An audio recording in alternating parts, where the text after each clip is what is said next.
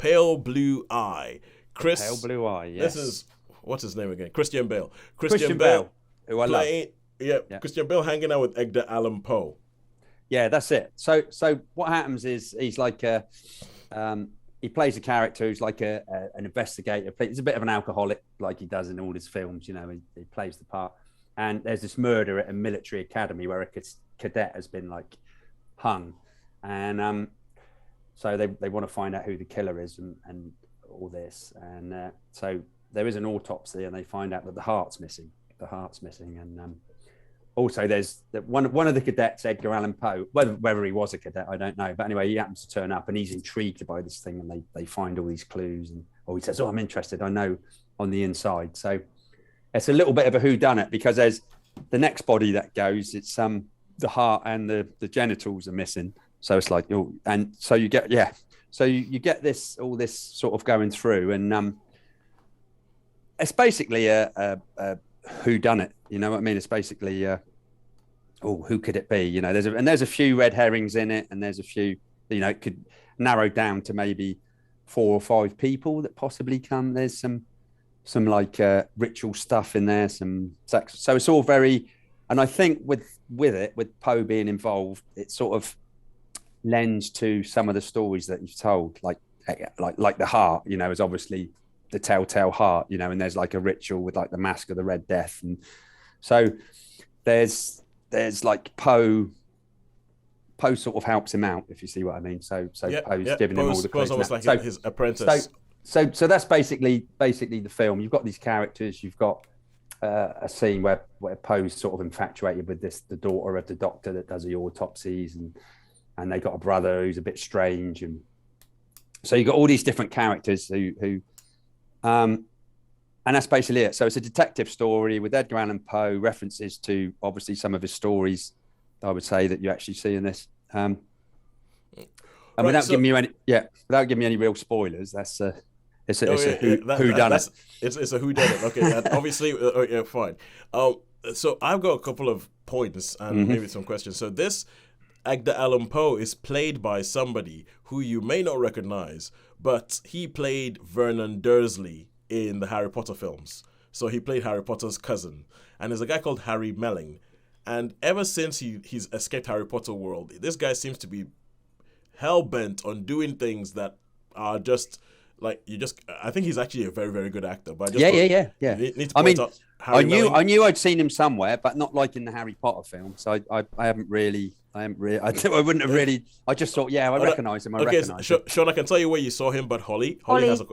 Dudley Dursley, not Vernon Dursley. It's the other Sorry, one. What did you say? It's Dudley, not Vernon Dursley. Who's Vernon? That's Vernon's the uncle. Dudley's the cousin. You see, now I thought Dudley, but I thought no, you wouldn't call a character Dudley Dursley.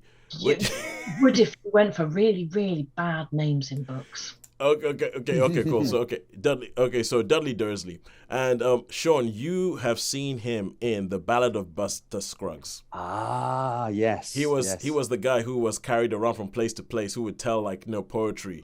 Like but so you may have seen me in such films as Hi everybody, I'm Harry Melling. You may remember me from such things as The Old Guard.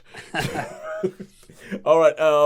So and also this is directed by Scott Cooper, who also directed Christian Bale in a film that I know Sean and I love, called Hostiles. Yes.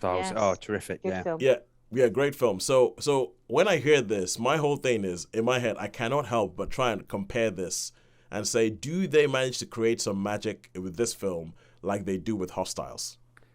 I'm not majorly big on whodunits. I mean, I've got to be honest. I think I mentioned this before. I'm not like a whodunit person, and it didn't quite have. No, it didn't have the magic of Hostiles, and I was a little bit disappointed with Christian Bale, to be honest, from a personal opinion. And so it didn't really. I should imagine that someone who's into the clues and the who it might possibly be would probably enjoy this film.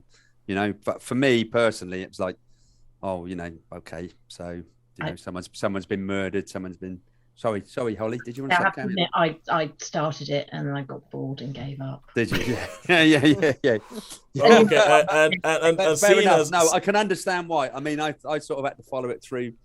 yeah, no, because- but I'm thinking that seeing as we established last week that Holly is the person who will watch anything twice, and that which includes The Witcher Blood Origin, which my brother could not believe when he got in touch with us last week. He was like, "What the hell are you doing watching that thing twice?"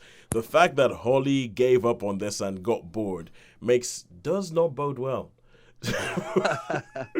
Happened more frequently recently than previously. So I've abandoned more things than I have historically. So I just rewatch Deep Blue So- Sea to make myself feel better.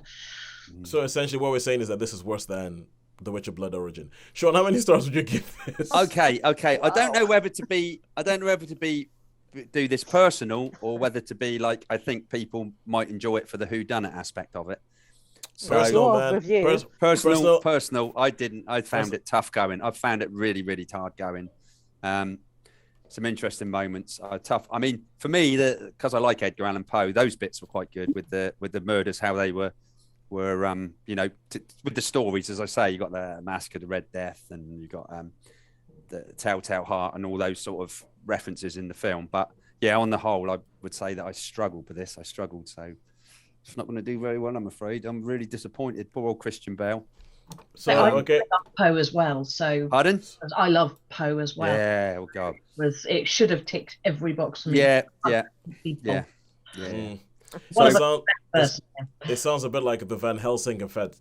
Yeah. I have this theory about the Van Helsing effect. Wait, we're looking at a film and you're saying this has everything. This has everything, and it should be flying. It should be soaring. It should be. Yeah, it should be. Yeah. But something's wrong. Yeah. And I think I like Van Helsing till today. I was looking at that film going, this has everything that I should love. Why is it not working? Yeah. Well, it was like going to the theatre the other week and seeing Anne Juliet. Every single component was amazing. The singing, the score, the dancing, everything. Meh. Yeah, at the end of the day. Yeah. All right, so So- Sean, stars. Give us the stars. Give us the numbers. Personally, I didn't enjoy it. I struggled with it. So I'm only going to give this one a 2, I'm afraid. Yep, It was a big struggle. It was a it's- struggle. it's It's a okay. disappointment. That tallies with a lot of what I've been hearing about this film. Oh, good.